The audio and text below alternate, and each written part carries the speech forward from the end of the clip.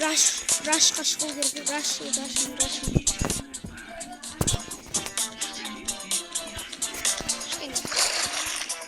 Pink getirmeyin. Kapat. Mingan kapat. Al bastay.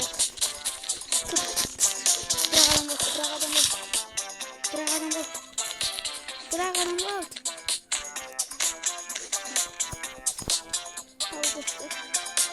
Basta. Oldu mu?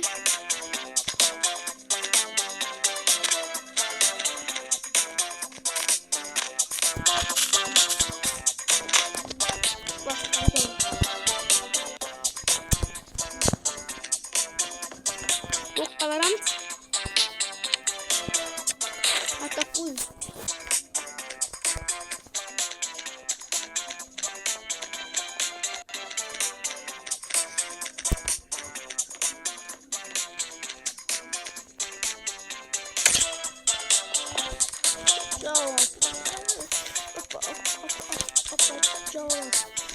Bilen balıklar dostlar arkasında.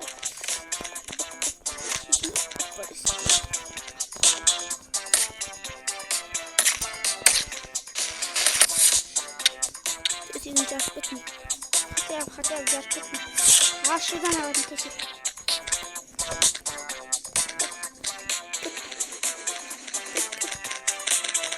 Almazlar cinazdan çıkmıyor.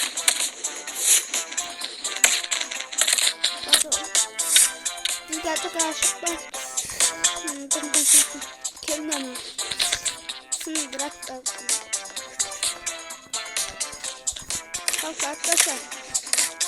Kalk bir böyle. Yani artık işte ben bizim bazatmanız ana artık bileyim ben. Tamam. Bizim bazatmanız.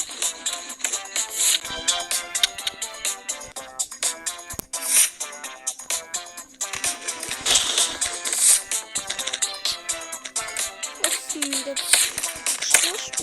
что жалуешь?